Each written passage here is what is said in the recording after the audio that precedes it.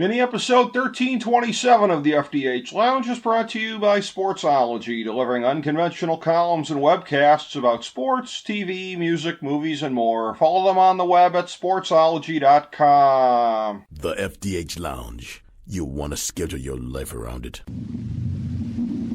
A long time ago, on a gloomy, wet Cleveland spring night, two men stand alone amidst the late-night drizzle. Their voices echo across the vacant station parking lot as they debate the merits of the great American radio show that have been missing for far too long. On that night, an idea was born. That idea became the FDH Lounge.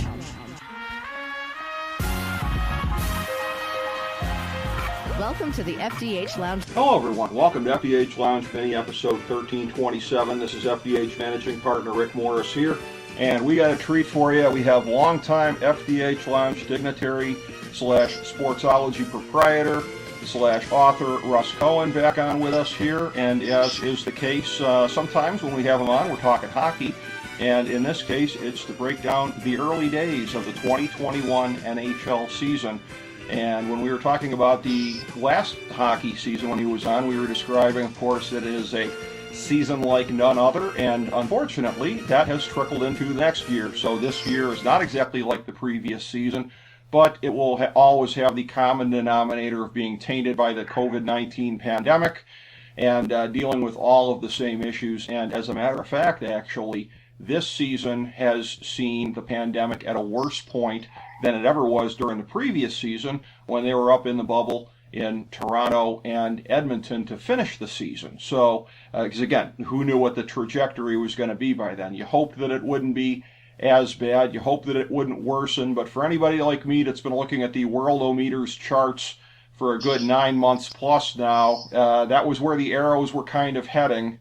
And looking at it, it showed that, January, February was going to be the worst point. And Russ, being at this point now, we can only hope that this is going to be the worst point. We have the vaccine starting to get out there now, but you have more contagious versions of the thing, hopefully not more virulent, but at least more contagious versions of it here. So that is going to affect, obviously, not just all of society and what you and I and everyone else is dealing with day to day, but certainly the NHL, which is our topic tonight. Yeah, there's no question. It has a profound impact on everybody's lives and sports, and I have access to some scientists, not in that field, but just in general, and did learn today that with some of the vaccines that are even out there, the variant isn't having a chance to grow like it did last time. So we might be able to squelch it in a few months if the vaccines get better than this, because clearly it's not better yet where enough people are getting them, but we seem to be heading there. I don't want to make this about the New York Jets, but now all of a sudden Johnson & Johnson is a big player in this. But yeah, no. We'll see how that all works out. But as far as hockey is concerned, I think the hope was it would have been beaten by now. They'd have had fans, and now I think the hope is maybe we'll have them by the playoffs, but they could possibly have just 2 seasons without fans, except in certain markets. And if that happens, it happens. But it may get better towards the end. We'll see. Yeah, we'll see. And previously on the show, of course, FDH Lounge Dignitary Chris Galloway had spoken weeks and weeks ago of the Johnson & Johnson vaccine, and he had sort of been pointing towards that one as a one-doser here. So as you can imagine, he's running around doing a victory lap these days as it's starting to get some publicity as he was ahead of the curve. But in terms of how this is all affecting hockey, the one thing, obviously, that is having to do with the entire structure of this 2021 season is with a sealed U.S.-Canadian border. We're keeping the Canadian teams up north. All the teams down here south of the border are split into the other 3 divisions. And it is a one-time only kind of a deal where everything is just kind of round robin within the divisions. And it's one of these things where, again, you get to see a lot of matchups that can be really intriguing on paper, but it's one of those things where I think, again, it would take the desperation of a pandemic to make you do a schedule like this, because honestly, I think you're burning out these matchups.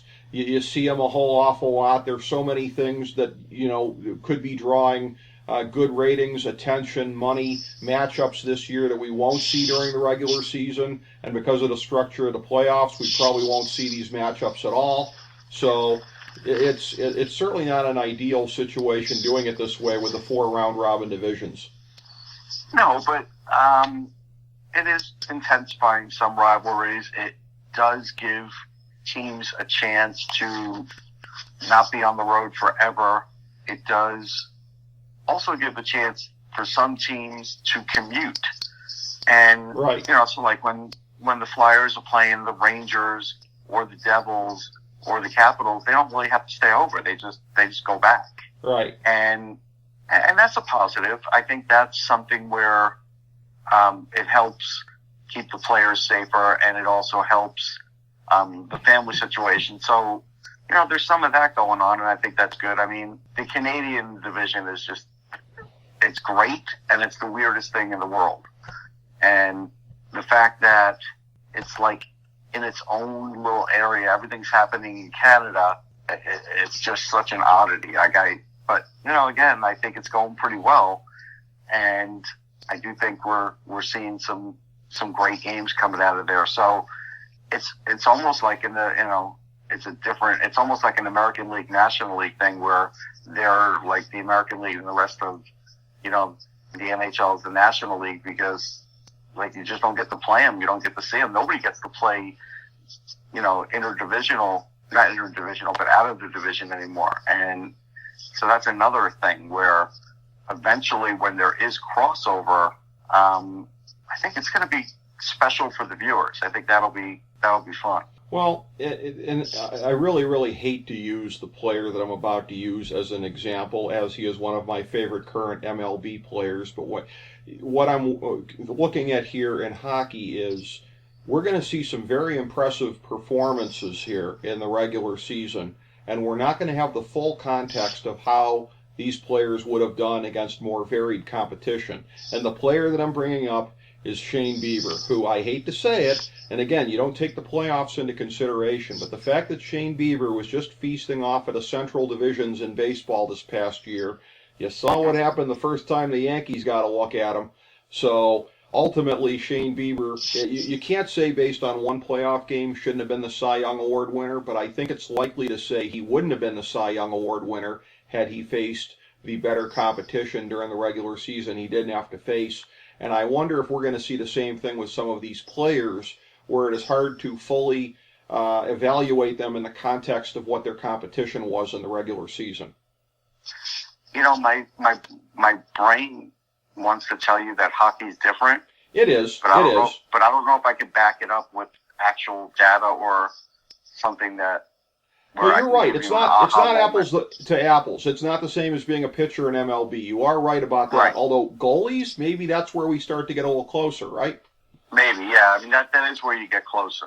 So that's something that we have to keep an eye on as we go along here during the year. Since you started there, let's start with the Great White North and the standings the way that they are presently. As you and I are recording this, you have Toronto atop them all, with Montreal behind them, Winnipeg and Vancouver tied for third place, Edmonton, Calgary, Ottawa bringing up the rear in that order. And I have to say, as somebody who was expecting an awful lot from the two teams in Alberta this year, that's the first thing that jumps out at me, is how disappointing it must be for a couple of the teams there in that part of the west end of the country, because they have been underachieving. Yeah, I had Calgary definitely making the playoffs, but they've only played 6 games, so I'll give them a break. Yes. And I thought Markstrom has looked good for them at times. Edmonton, I'm on the bubble about. Well, they're top heavy. Yeah. And now I'm really leaning towards they're not going to make it because their goalie and defense are just bad. Yeah. And as good as their offense is, nothing else is working. And I was worried about that, and now we're seeing that. I mean, it's hard to believe a team with Draisaitl and McDavid could have a negative differential, and one of the worst ones in hockey, like the second worst. Right. So, that's the part that's scary for them. Ottawa's Ottawa. They're awful. And until Eugene Melnyk spends money and puts real veterans with these young players, they're going to continue to be awful. It doesn't matter how many good young players you have. You still have to have some corresponding really good veterans who could help bring them along. So that's the problem there. Toronto winning the division wouldn't surprise me. I do think Montreal could take them out, though, and they've played a couple less games. So get ready for winning percentage to be the big thing here, because nobody's going to play the same amount of games. Nobody. That's right. Because games get canceled all the time. But I don't like Freddie Anderson in the playoffs. I've been very vocal about that for about 2 years now. And so I do like the fact that Montreal brought in Jake Allen because he's a great backup. And so now him taking the brunt off of Carey Price this season, Alexander Romanov being added defensively has been great for Montreal, and just, Shea Weber looking better, just everything. Their defense is actually really good now, and they have top flight goaltending, and the offense is good enough. They picked up Tyler Toffoli too. That was a nice pickup for them. I think they can edge them out, but look, the Leafs have great offense. The Leafs have okay defense, and I don't know about their playoff goaltending. So that could be a situation where they get the top seed and, they could be out in the round still. Well, you don't want that to happen because it's bad for hockey, but it could definitely happen. Well, and that's the story with them over a period of time, right? The last several years, the offense is always one of the best in the league. The defense, you hope, is going to be good enough, and I guess you say the same about the goaltending, but it's a thing where when you look at Edmonton and Calgary coming in here and the fact that they really haven't been up to the status of being front runners, a cynic could look at this division and say, well, gee, Toronto's exactly where we'd expect them to be, not having to deal with a Tampa Bay or a Boston. Right, and even though Boston's not Boston anymore, they're still good. Mm-hmm. And, we'll talk about them later. But, not having to face either one of those teams is a big deal. Now, they may face them at the worst time if it's like, let's say, third round of the playoffs. Right. They could face them, but, that's jumping ahead. But you're right. And Winnipeg right now, I'll have to say, I thought they would not be a playoff team. They make the Dubois trade. I think they're harder to play against now, and I think that's going to be proven when Dubois gets there because they're better down the middle now. Losing Line, that's a loss. But I do like what this did to Winnipeg, and they've already got great goaltending with Hellebuck, and I think they're going to be able to edge out some games now. And Hellebuck's still got a chance to win another Vezina, a dual Vezina, and I think he just might.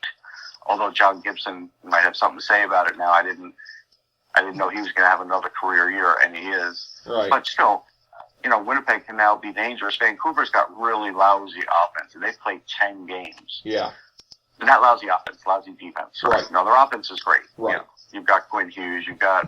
There's a lot there to power the engine. I just don't like their defense, and it's not because they're not mobile. They're very mobile. I know Edler has been in and out of the lineup. He's their one true, besides being still an offensive guy who can block shots. But, I'm not in love with Braden Holtby at this point in his career. I do like Vasyudenko, but again, he's still developing. So there's still some potential hiccups for Vancouver here. But like I said, looking at them, they've played the most games, and they're just hanging on by the skin of their teeth. If they don't make it, I'm not going to be completely shocked. I would kind of agree with that assessment, and I think, yes, it's a very, very interesting division, a real mixed bag. And I tell you what, I don't think it's too soon to jump ahead here before we talk about the other divisions. Let's address what happens when you get to the semifinals, because, again, it's going to be the same standard in the playoffs for the first two rounds, where it's going to be divisional semifinals, divisional finals, except this year, obviously, there's no crossover between divisions. It's 1 through 4. There are no wild cards by conference because there are no conferences. So it's a deal here where can we assume that whoever wins the North Division is just going to be coming down to play 7 games in the barn of one of the other, 3 teams left here? I believe it's going to be by best records, overall Yeah, in it'd be terms of the best teams records, there. I think. So basically, and again, and that's something where, is it entirely fair? No, it's not. But by the same token, with few to no fans, which we're still going to be on a trajectory for probably by the summer, it won't matter probably as much. But that's what we're looking at, right? They're going to play 7 games in the barn of whoever, and then if they make it to the finals, same deal? Yeah, I think. Okay. I haven't even had a great chance to really look it over yet. Right. Well, and look, if we're at a point where there can be cross-border travel by then obviously that, would go out the window, but I'm not sure anybody necessarily expects it by that point. They talked about there being a chance that there would be crossover at some point. Yeah. We'll see.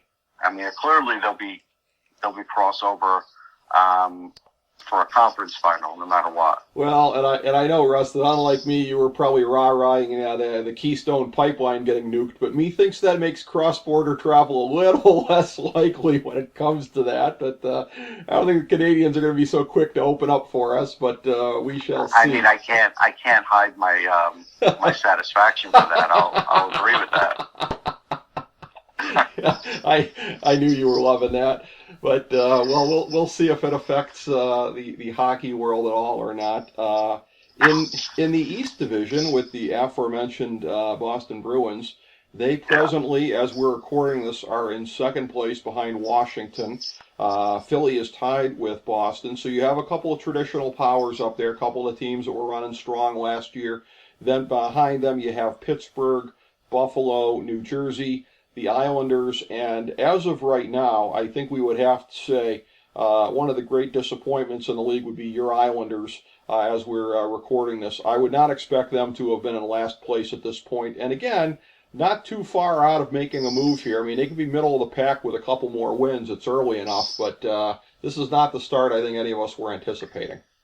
No, I preseason picked the Islanders to win the division, and I think what people used to term my Rangers, I think are right where they're going to be. I mean, I grew up on the island, but I grew up a Ranger fan at that point in time. But I picked the Islanders to win the division. I still think they could figure things out, but they are struggling a bit to hold leads, like the one yesterday against Washington, where I think they had a 3-goal lead. Washington scored 4 straight. I'm not surprised by the Caps. I know some people thought they were going to fall a bit this year, but they brought in Laviolette. I think the biggest surprise here is that they are doing all of this without Samsonov, without Ovechkin, without Kuznetsov, Orlov. I mean, they're winning games without these massive players, which really bodes well for them this season. And Vitek Vanacek, I'd seen him play for his country. I've seen him play in the AHL. I definitely liked his goaltending and thought, he could play in the NHL and stick. He might be winning a job. I mean, that's how good he's been. Mm-hmm. We'll see what happens with that. The Bruins are the Bruins. I still thought they'd be good, and I thought they would be a playoff team and contend in this division. They do miss Chara. There's no question, and Washington is very happy to have Chara, and whenever they play in the playoffs, if they match up, that'll be electric. But Boston, they've drafted well the last few years, so the depth on defense is still there. It's just not as good as it was with Chara and Krug there, but Marchand is looking like, again, one of the big stars in the league. Bergeron's still good. Pasternak may play tomorrow. We're taping this on a Friday night, so whenever this airs, but he may already play coming back from that hip injury. Mm-hmm. So hip surgery, I think, actually. And so that's, they get him back and they're in second place. They're feeling like they're playing with house money. Craig Smith was a really good offseason pickup for them. I felt like he had just sort of toiled the last couple of years in Nashville, but he's a guy that can score. Philly's Philly. Philly's a good team. They have had some defensive woes with injuries lately. Niskanen retiring before the season started set him back a little bit. Gustafsson is playing, but he's not the same. Gustafsson is really good offensively, but he'll give up at least one bad play a game, sometimes two. And that's why I think they're a team that is going to pick up like overtime points and such. But if it comes down to winning percentage, you'll see that that's probably their kryptonite. But they'll make the playoffs. I don't know if Pittsburgh's going to make the playoffs. I mean, they won 4 straight. If you win 4 straight in this league, interdivisional, because every game is a 4-point game, right? Like it's right when it's interdivisional. You win 4 straight, you're going to make headway in the division. But I don't think they could hold it. I don't think Buffalo's good enough. I love Taylor Hall there, and Allmark's definitely the goalie, but I don't think Buffalo will hold it. New Jersey's had terrible luck with COVID, and PK Subban may be finished anyhow. I thought, let's see what happens when he comes back this year and rededicates himself, which he said he was going to do, but his legs just don't seem to be there skating wise, and the offense doesn't seem to be there either. So that's horrible. They had Ty Smith, who's really a great up and coming star for them, and that helps them. But they also haven't had Blackwood. I mean, Corey Carver, he never made it there, right? So right. that was a little bit of a hurting moment. But then they still have Blackwood, who now has been out for a while now with COVID, and so that's bad. So that hurts them. And then the Islanders we'll see them rebound. I'm pretty sure they're making the playoffs, and I'm pretty sure they'll keep rising in the standings. But right now this is a moment. I have to admit I didn't foresee that coming. Yeah, no, there have been some very surprising things in this division thus far when you look at how these teams have played, and it just again towards the top of the division, it's never a surprise to see the likes of Washington or Boston up there. Philly with the emergence that they had last year. Kind of a surprise to see all 4 of the Empire State teams down at the bottom of the division, but again, that will probably get shaken up a little bit over a period of time. Looking at the Central Division, it's interesting because I felt like Columbus was one of the teams that benefited from the schedule this year. Getting out of the Metropolitan Division, I thought could work pretty well for them because I thought this division could be a little bit softer. And indeed, Columbus has proven me right thus far. They are ever so narrowly in first place as we record this.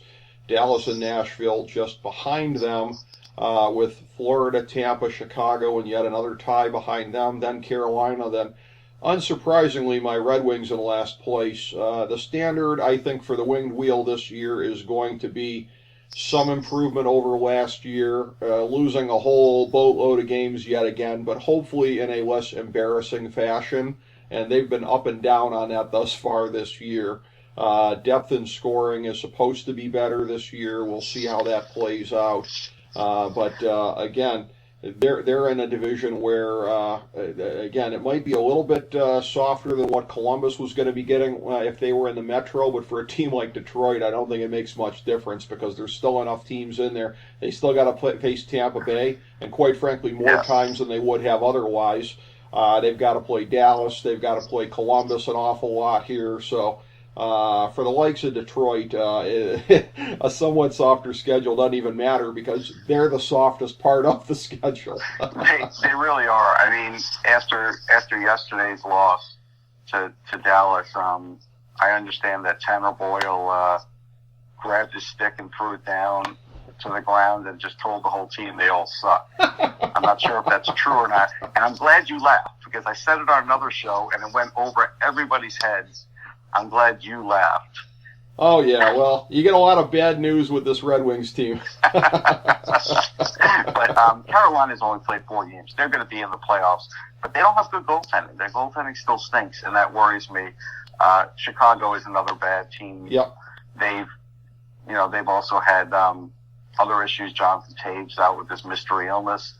I wish him the best. I really hope he can recover from that and even play this year. I don't know. I mean, it seems very up in the air. And again, it's a short season, so we may not see him this year. And then, they've got injuries and they don't have any goaltending. I mean, right. They maybe the worst. Well, I can't say the worst goaltending because Detroit's always there. I think Jonathan Bernier is done. And I will say on record, Detroit's got the worst defense I've seen in the last decade. But That's okay. Yowza. But Tampa's still really good, and Tampa will rise. They've only played 5 games. Right. Florida had that nice little. They're still undefeated somehow, but I do think they have a chance of being a playoff team. Nashville, I think, is the team that might fall out of it, but just is kind of there right now because of the way COVID and the schedule has played. I still don't love UC Saros and older Pekka Rinne and that. Dallas, I mean, Joe Pavelski has just been on fire. Like, ever since the bubble, it's carried over, and he's playing some of the best hockey of his career. He started off last year horrible, right up until the COVID break, and then after, he's been just a superstar. So that's been a big help for them. Hudobin's holding his own, and that's interesting because I don't know if we're going to see Ben Bishop at all this year. And if Hudobin can do this after the year he had last year, he's really going to surprise people. I don't think Columbus will stay in this position, but certainly being in that position and eventually getting Patrick Laine will help. I think Tortorella hurt his team's position when he was making all those comments about Pierre-Luc Dubois. I thought that was unnecessary. Clearly Dubois signed a deal that I knew he would eventually get traded, and that's exactly what happened. But as far as, getting Roslovic, he's a local kid, and I do think there's more to give for him, and we'll see. He's going to have to probably play second-line center, so we'll see if he can do that. And then I don't know if Laine is going to re-sign there, but I said a few days ago that, the city really needs to roll out the red carpet for this guy, and the team does too, to kind of like woo him and keep him there. And I saw there was a billboard today. They actually... I don't think they were listening to me. I think they were thinking along those lines, though. And, there's a billboard in Columbus welcoming him. And that's what you have. I know it seems crazy, but with a still young enough and impressionable potential star player, maybe a superstar, we'll see. He's never scored 50 goals or, in any season yet. But, it's a good thing for Columbus to do. You only wish they did that for the Columbus Clippers over time, but we'll say a rest in peace for them. And it was fun to see a game with you there because even though the place was a little rickety, I enjoyed it. Yeah, and they got a nice new place now, and it's the Tribes AAA ballpark, but it doesn't have the character of the old place, I don't think. Yeah. That place was a dump, but it had character. It did. The Western Division here, you got Vegas in first, Colorado and Minnesota behind them, St. Louis, L.A., Anaheim, Arizona, San Jose, in that order. San Jose is right where we expect them to be, I think. But they're better than they're better than that. Like yesterday, I was watching the game for a while, and they were holding it close with the Avs, close after 2. And then the Avs are the Avs, and they just, were too much for them. But Dubnyk played a good game. Martin Jones started off better than we all thought he would. I think Dubnyk might still win the job there. I think they could possibly do a little bit more, but it's a buzzsaw of a division. And so somebody would have to fall for them to do that. I think the Kings, what we're seeing is a lot to do with Jake Peterson and Jonathan Quick, the tandem. But Peterson's really coming on for them, and Jeff Carter, actually healthy, playing really well for them. So there's a few things there, like, with Anaheim Gibson, without him, they wouldn't be much. But they do still have good defensive players, but he's been all world. He's been the best goalie in the league so far. Arizona, I don't think they're going to do anything. And I know Phil Kessel has been awoken, and that's good for him. But I still don't think they're going to do much. St. Louis, playing pretty good hockey. I didn't think Falk was a fighter, but apparently he had one, and I didn't know that was in his game. Binnington, I think people now are realizing the battler that he is. Goalies have up and down seasons, and just I don't think he was a flash in the pan. Like, hey, he was a guy who won the cup, who's never going to be good again. No, he's showing that he's still got the stuff. I mean, you got to remember they don't have Tarasenko in the lineup. They lost Pietrangelo, and they're still a pretty damn good team. Jaden Schwartz is doing really well again. I think St. Louis will battle. Minnesota has been just terrific. Big ups to Cam Talbot. Really big ups to Bill Guerin for sort of rebuilding this team. And John, they've been able to do really, really well. Eriksson Ek has been just tremendous. He's finally come into his own, and I think he's got about 5 goals in the early going, and that's been big. Suter still logs huge minutes. So even though they've lost some players, some of the ones they gained were really good, and Kirill Kaprizov could be the Calder winner. I mean, I kept trying to tell people, listen, this guy's scoring 30 goals a year in the KHL. If you don't think he's going to come into the NHL and have some impact, you're crazy, and he did.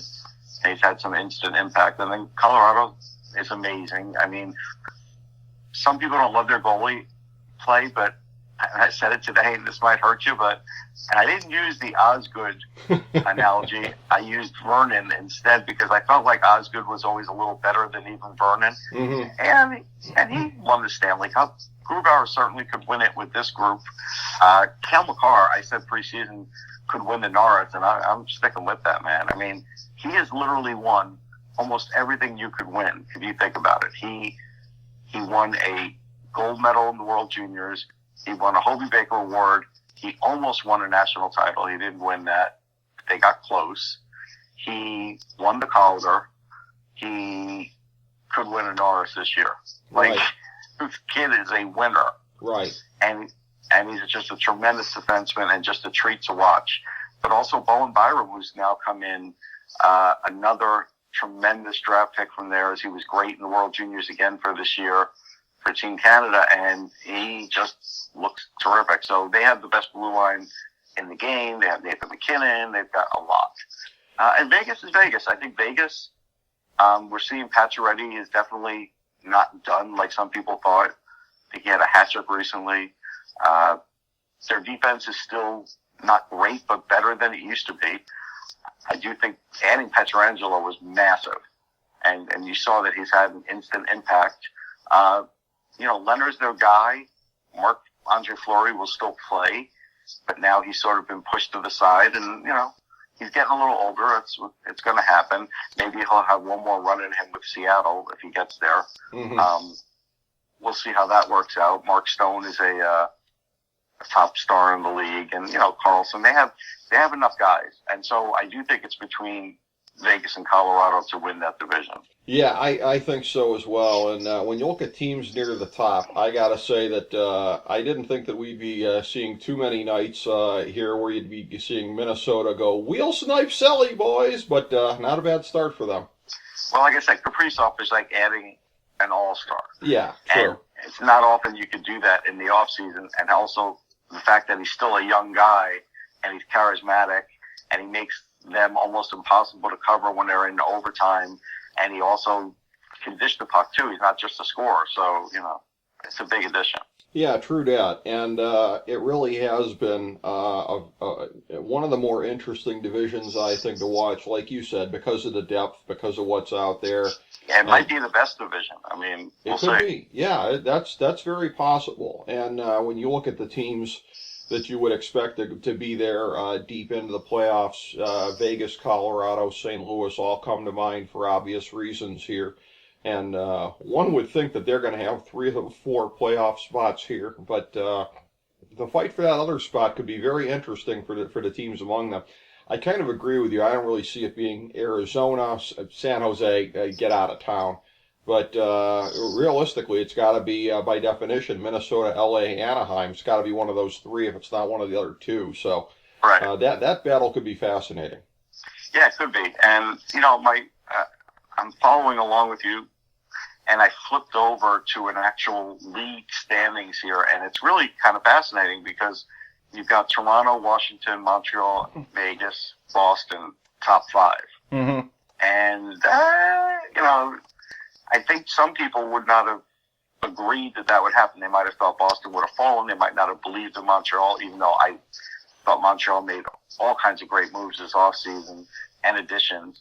I think it is proving some things. I mean, I'm very bullish on Montreal to the point where I don't mind telling you, even before you ask me, that they're a massive contender here. So okay, well, ultimately, I'm prepared to stand by all my predictions thus far, and I did have Tampa Bay over Colorado in the finals here. I will stand by that. There hasn't been anything that's really deterred me from any of my thoughts on what might happen here. But for the way you're talking about Montreal, it sounds like you're regarding them as a threat potentially to win it all. Am I hearing you right? Oh yeah, I have them in Colorado in the Cup. I probably vacillate back and forth as to who might win that Cup, but I do think Montreal's capable of winning the Stanley Cup, and I did say it on another show, so I will stick with it. Okay. And say that they will win the Cup for the first time since 1993. Wow. Which, that's a long time, man. They'll be the team to break Canada's drought, the team that the drought started the year after it. Well, the one thing I think I may take back is, as I look back at my predictions from Fantasy Hockey Draftology 2020, in the semifinals, I did have Tampa Bay over Edmonton. I think I'm prepared to say that Edmonton will not be coming out of the North. Colorado over Philadelphia seems, plausible enough in the other semifinal here. So, sure. And this is one of these things here too, where as I look at this, based on when this was put together, and this is how crazy it is, I was still speculating as to what the divisions were going to be. So as I look at this here, obviously I got the Canadian division right, and I look at the rest of them. I think I got them all right, strangely enough. I'm looking at this here, and I wouldn't have guessed that. Well, you know what? I got Minnesota in the Central. So who did I? Okay, so Dallas. I flipped Minnesota and Dallas. Other than that, I got them all right. And that's pretty good. Yeah, it was. Well, you knew somebody was going to draw the short straw in terms of like a St. Louis and a Minnesota having to go and play those West Coast games. I mean, it's not really fair to them, but what are you going to do? I mean, and that's where it comes down to the scheduling, and you've seen it in the NBA this year as well, of where a team will sometimes play back-to-back games in a market so as to cut down on the traveling. And there's ways to mitigate the circumstances here, and they have been put to use. And again, interesting when you were talking about before, I just want to highlight this here in terms of winning percentage. And I'm going to go out on a limb here and assume that so ties will count as half a win. I don't know. I don't know about any of that. I just think they're going to go with win. My guess is because pretty much a game a night now is getting canceled or postponed, Right. So, and I think fans could just look at it that way objectively and say, on average, that's what's going to happen. I think it'll be winning percentage, and then how what your winning percentage is in your division. Okay. Well, and this would be in any not other... mentioning the sponsored names for these divisions because I don't like it. Yeah, it's an abomination. Now, in any other sport, you aside from perhaps soccer, which does things the same way as far as points. Please don't ask me about soccer. My knowledge is very limited. Mine too, matching my interest level. But in terms of other sports, you could look at it and you'd be like, okay, so a tie would count for half a win. But this whole deal now of like an overtime win, how do we weight that? Is that like 4/5 of a regular win? I don't know. Well, Russ, somebody's going to have to figure it out. I know. Some math major, not me. Well, and here's the thing too. If it does go by winning percentage, are there going to be teams out there that are going to be saying, "Hey, wait, we're a team that has done particularly well in overtime wins, or we play kind of close to the vest, trying to get those overtime wins." So if the league is going to make up rules on the fly, and that would be the very definition of making up rules on the fly, is... But I do think it's possible, don't you? I don't know if everybody's going to get in 56 games. No, I don't think they are either, but it's a thing where I think in terms of any kind of formula you make up, there's going to be teams that are going to be bitching about it, and I think probably rightfully so, because there's going to be teams that get screwed based on whatever the formulation is they come up with. Teams don't bitch, Rick. What are you talking about? Yeah, just in every sport that we follow here, of course, not least. I did hear some screams out of Steve Yzerman for where his draft position was, considering he tanked. I don't know what's going to happen this year. There's all kinds of talk. Well, you say tanked. I say playing the garbage hand that Ken Holland left behind. So It's 6 Well, but he did, again, I would say strategically, did make sure that all his best young players are playing elsewhere right now, overseas and otherwise. True. So that's not helping the current club, but it's helping them develop. Right. And so eventually, but again, ask me where the draft is this year, Rick. Where is the draft, Russ Cohen? I don't know. Ask me what kind of draft we're going to have this year, Rick. What kind of draft are we going to have? I don't know. I mean, it could be virtual. It could be maybe they decide, I even put it out there, maybe they decide to have a couple of rounds as an 18-year-old draft, and then the rest 19 for the next 5, and then all of a sudden it's a 19-year-old draft from now on because, this is a strange year, and I do think in the future you might want to give these players a little more time to develop before you draft them. And I do think there's a chance that maybe the draft gets pushed into a few months later again, like it was this year. So, Rick, I don't know what's going to happen with the draft. Nobody knows what's happening with any of these type things this year. The NFL the outdoor draft. Game, would you know there's outdoor games in February and in Lake Tahoe, and I'll tell you, there's a big part of me that wants to go out there and cover those games. Don't think I'll do it, but I really want to.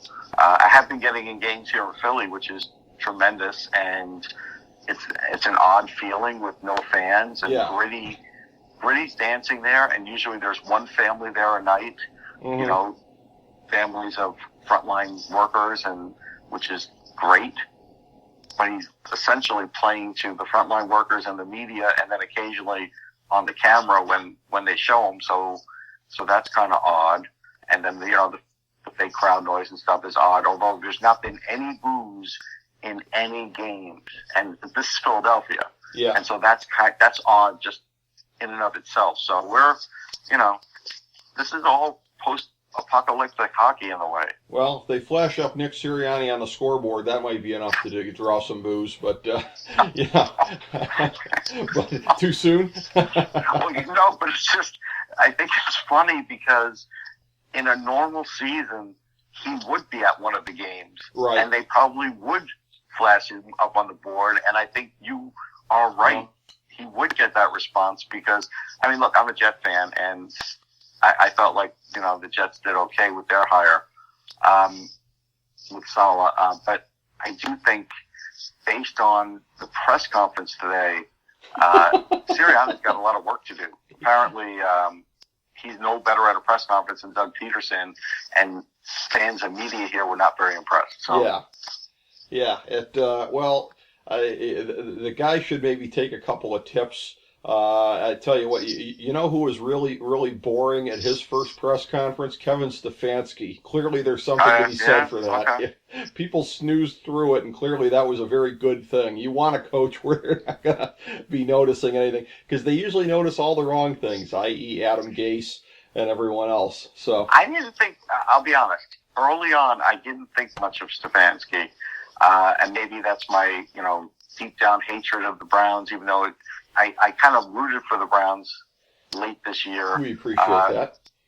Yeah, if I saw Bernie Kosar, it would probably all go away because I probably would get annoyed again. But I did it, and I thought Stefanski, with the circumstances and hand that he was dealt, handled it with great ease and great leadership. And I thought that was pretty impressive. But I'm going to make one last impassioned plea here away from hockey. All right. And I wrote about it on Sportsology. I don't want any part of a Deshaun Watson trade. I'm not giving up 3 firsts. I don't care if they're over 3 different years. I don't care if there's 2 of them from this year, 1 from next year, and like Sam Darnold or another player like Quentin Williams, their only good pass rusher. I don't want any part of it. Well, I looked up the medical history on Watson. He's had ACL problems in both of his knees. I know he's a superstar. He's won nothing. That would be like telling me, look, one thing at Matt Stafford because he throws for 6,000 yards every year, and I would say because he's won nothing. Well, I don't want any of those guys. Keep away from me. Let Miami get them. I think when you look at what has been a very top-heavy roster ever since he got there, and I say this as a guy who really hyped Deshaun Watson coming out of college, desperately wanted the Browns to get him in 2017. I think you're unfair when you're saying he hasn't won anything. he had one of the worst coaches in the league, a top-heavy roster. Him, J.J. Watt, and like 3 other guys dragged the other 40 guys as far as they ever went. The fact that they made the playoffs, notwithstanding Bill O'Brien and so many just absolute donut holes on that roster. That's fair, but he has had some superstar players around him, right? Like Watt and Hopkins. Yes, Hopkins was amazing, absolutely. I mean, no, I'm not going to deny that for a minute, but I mean, not a whole lot else. Really not a whole lot else. It's been a very top-heavy roster. And listen, I also agree with you. I wouldn't do that. And look, and the Dolphins. It just ruins the future. Yes. I mean, basically, it gives you like a 3-year window, which the Jets have done a million times before. Yeah. And you get that 3 years where you feel good and you feel like you have some sort of chance. You're not going to win the Super Bowl. You're not going to win the Super Bowl with the Jets with what they have. Sure. And even though they have $70 million to spend, and then after that, you're right back to where you were, 2-14 team. Right, and look, and the Dolphins are my 1A team. I feel the same way about the Dolphins because I don't want to see them do that, give up Tua and the picks, because you could be looking at Harris and Smith, the wide receiver and running back from Alabama, joining Tua on that offense there. You talk about triplets. I'd rather have that than have Deshaun Watson there. Plus the cap implications of bringing him in on the second contract. So, trust me, I feel you. I have the utmost fandom for Deshaun Watson, but actually moving him to a team is a more complicated story than this, which is the same as you mentioned. It couldn't happen to a better franchise than Miami. Let him get him. Let it all burn to the ground. I have no love for Dan Marino or the Dolphins of the past, the future, the present. Anytime, it doesn't matter to me. Russ Cohen, I'm feeling pretty good. Both of my teams been in the wilderness a long time. One has Kevin Stefanski, one has Robert, or one has, Brian Flores. Freudian slip there, as I almost mentioned one of our favorite media guests here, Brian Flores, not Robert Flores. I thought you were going to mention Tom Flores. Yeah, no. Tom Flores. Like the Weekend to Bernie's guy on the Miller Lite commercial, but I got to give him credit. I think it's an effective commercial. I liked it. I laughed at it. I hope he makes it. I mean, he deserves it. Me too. The guy is a Hall of Famer. And I hate the Raiders. I hate them. I do too. But you know what? He was a good coach. You can't hate Tom Flores. I agree with you. Likeable guy, 2 Super Bowls, put him in. And you were talking about the NHL draft. The NFL draft is supposed to be in Cleveland at the end of April, and they still haven't pulled the plug on that yet. I'm going to be so pissed if it comes here as a virtual event. Move it back a couple of years. So the NHL is not the only entity out there. It doesn't know what it's doing as far as things later on the calendar for this year. And of course, again, so much of it is going to have to do with the state of the pandemic, how things go, and we will be monitoring that as we go along. But always a pleasure, Russ Cohen. Thanks for being on to break down the 2021 NHL season in its early days. I enjoyed it. Thanks, Rick. Always a pleasure, my man. Thank you so much. Thank you, everybody, for tuning in to FDH Lounge Mini Episode 1327.